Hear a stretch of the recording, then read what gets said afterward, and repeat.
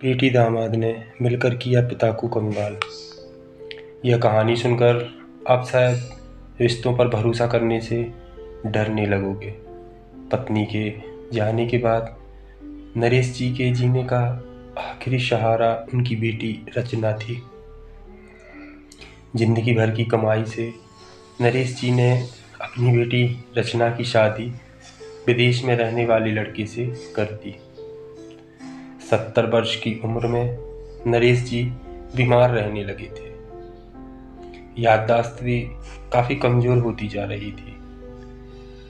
अब उन्हें रोज़मर्रा की चीज़ें याद न रहती, लेकिन उनकी बेटी जो उन्हें हमेशा याद रहती थी। दिन हो या रात, एक पल भी ऐसा ना होता था जब उन्हें अपनी बेटी की याद ना आती हो। दूसरी तरफ बेटी थी जो कभी कभी अपने पिताजी को फ़ोन कर लिया करती थी और 2 मिनट बात कर लेती थी। नरेश जी की खुशी का कोई ठिकाना ना होता था। जब भी बात होती तो नरेश जी रचना से बोलते, बेटा घर कब आओगी?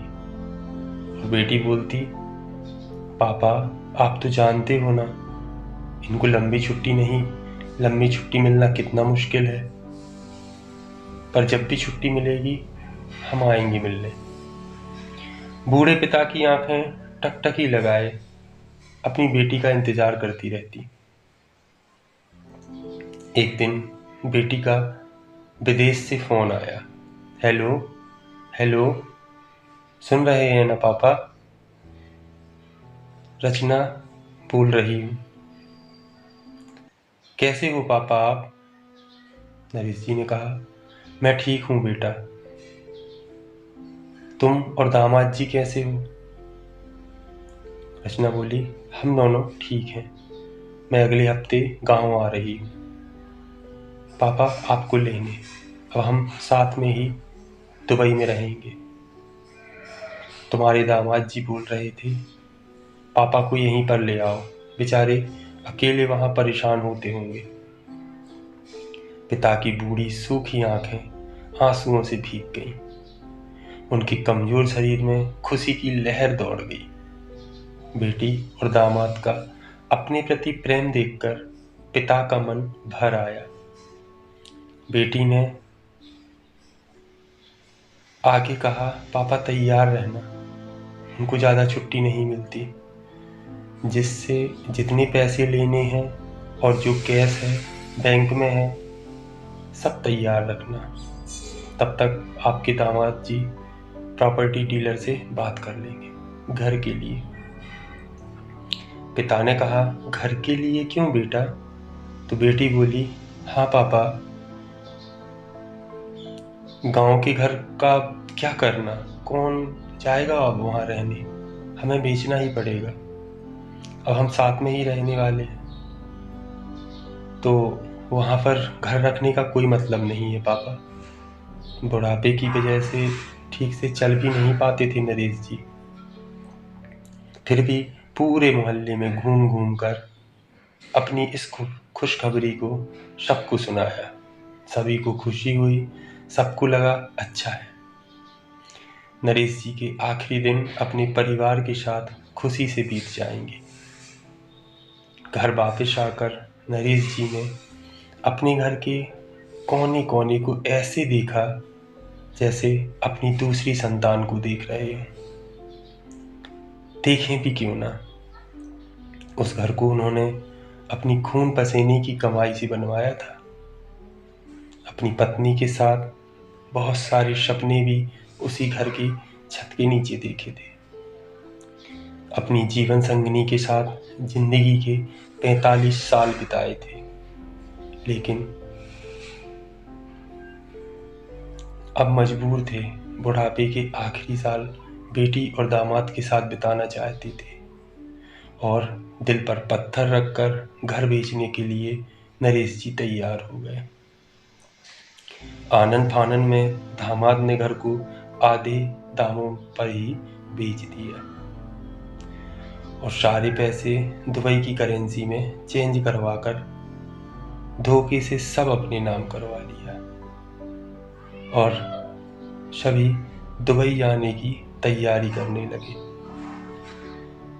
नरेश जी ने ज़्यादा नहीं लेकिन अपनी पत्नी की फ़ोटो और उनकी कुछ यादें अपने साथ ले ली।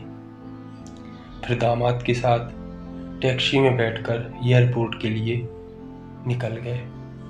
एयरपोर्ट पर जाकर बेटी और दामाद ने कहा, पिताजी आप यहाँ बेंच पर बैठिए, हम दोनों जाकर सामान और बोर्डिंग पास की जांच करवा आते हैं। वहाँ वक्त लगता है और खड़ा रहना पड़ता है, आपको तकलीफ होगी, आप यहीं आराम करिए, रचना कुछ देर बाद आएगी और आपको ले जाएगी। नरेश जी बेंच पर बैठ गए और बेटी दामाद दोनों अंदर चले गए। काफ़ी समय हो गया था, ना बेटी आई थी ना ही दामाद। नरेश जी सोचने लगे ज़्यादा भीड़ होगी इसलिए देर लग रही है। अंधेरा होने को आया था, अब तो भीड़ भी कम हो गई थी। नरेश जी को अब चिंता होने लगी। एक कर्मचारी ने आकर पूछा, किससे मिलना है बाबूजी आपको? यहाँ पर क्यों बैठे हो? नरेश जी ने कहा, मेरी बेटी और दामाद अंदर सामान की जांच करवाने गए, दुबई जा रहे हैं। कर्मचारी ने पूछा, क्या नाम है आपकी बेटी और दामाद का? नरेश जी ने कहा, बेटी का नाम रचना और दामाद का नाम रंजन है। कर्मचारी अंदर गया और थोड़ी देर बाद बाहर लौटा। उसने नरेश जी से कहा, बाबूजी दुबई जाने वाली फ्लाइट तो दोपहर में ही जा चुकी है और आपकी बेटी और दामाद भी उस फ्लाइट में बैठकर दुबई जा चुके हैं। अब आपके यहाँ बैठने का कोई मतलब नहीं, आप भी अपने घर चले जाओ। क्या जा चुके हैं और मैं घर जाऊं? घर? नरेश जी की आंखों से आंसू के सैलाब उठने लगे। जैसे तैसे नरेश जी घर पहुंचे, जो अब उनका नहीं था बल्कि बिक चुका था। वो वहीं बरामदे में तुलसी के पास सो गए। घर के नए मालिक को उन पर दया आई तो एक कमरा किराए पर उनको दे दिया। पेंशन के पैसों से खाना और किराया का बंदोबस्त हो जाता था। धीरे धीरे दिन बीतते गए। कुछ दिनों बाद घर के नए मालिक ने नरेश जी से कहा, आप अपने रिश्तेदार के यहाँ जाकर क्यों नहीं रहते? इस उम्र में आपके लिए वही अच्छा होगा। नरेश जी ने कहा, अच्छा तो होगा, लेकिन अगर मेरी बेटी कभी वापस आई तो उसका ख्याल कौन रखेगा? मेरी बेटी बहुत भोली है, उसे अपना ख्याल रखना बिल्कुल नहीं आता। मैं कहीं नहीं जाऊंगा, क्या पता कब उसे मेरी ज़रूरत पड़ जाए। पिता ने कहा। तब मकान मालिक बोला, बाबूजी एक बात कहूँ, बुरा मत मानना, आपकी बेटी ने धोखे से आपका सब कुछ अपने नाम करा लिया और आपको सड़क पर मरने के लिए छोड़ दिया, और आपको अभी भी लगता है कि वो भोली है। यह सुनकर बूढ़े पिता की आंखें छलक पड़ी और वो कांपती हुई आवाज में बोले, मैं जानता हूँ मेरे साथ बहुत बड़ा धोखा हुआ है, पर बेटा एक पिता का दिल इस बात को मानने को तैयार नहीं है कि मेरी बेटी ने मेरे साथ ऐसा किया या ऐसा कर सकती है। इतना कहकर बूढ़ा पिता फूट फूट कर रोने लगा। दोस्तों, आज की वीडियो पसंद आई हो तो लाइक करना, शेयर करना, और यदि अभी तक चैनल को सब्सक्राइब नहीं किया है तो चैनल को सब्सक्राइब करना। Thanks for watching.